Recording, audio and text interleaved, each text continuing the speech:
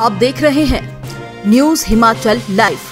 हिमाचल प्रदेश युवा कांग्रेस के प्रदेश महासचिव ओपी ठाकुर बढ़ती महंगाई को लेकर केंद्र की मोदी सरकार और राज्य की भाजपा सरकार के खिलाफ मोर्चा खोल रहे हैं।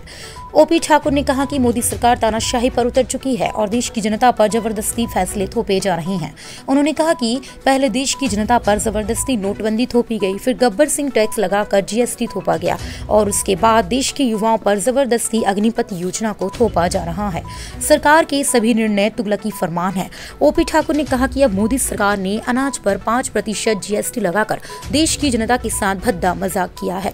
आटा, चावल, दूध, दही, पनीर और अन्य खाने की पीने की चीजों पर 5% जीएसटी लगाना बहुत ही दुर्भाग्यपूर्ण फैसला है और इससे देश की जनता पर महंगाई की मार का असर पड़ेगा।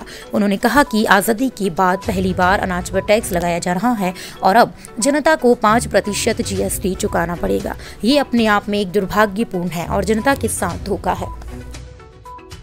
मोदी सरकार द्वारा अभी हाल ही में जो खाद्य पदार्थों में 5% जीएसटी लगाया गया है, युवा कांग्रेस केंद्र की मोदी सरकार के इस तुगलकी फरमान का कड़ा विरोध करती है और सरकार को ये चेताना चाहती है कि आपने आजादी के बाद जो ये गब्बर सिंह टैक्स के माध्यम से जो देश की आम जनता, देश के मध्यम वर्गीय परिवारों पर जो महंगाई का बोझ डाला है, देश की जनता आपको कभी माफ नहीं करेगी।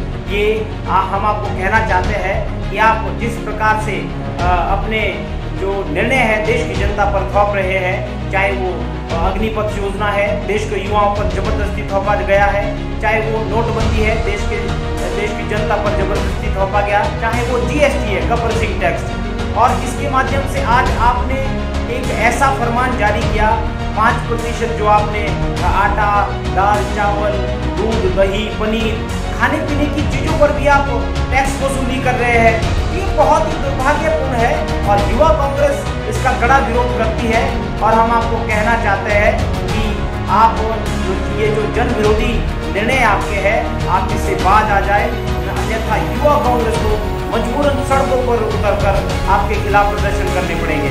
आप कहते थे कि बहुत हुई महंगाई की मार, अब की बार मोदी सरकार। कहाँ गया आपका वो नारा? आप कहते थे बहुत हुई पेट्रोल डीजल की मार, अब की बार मोदी सरकार।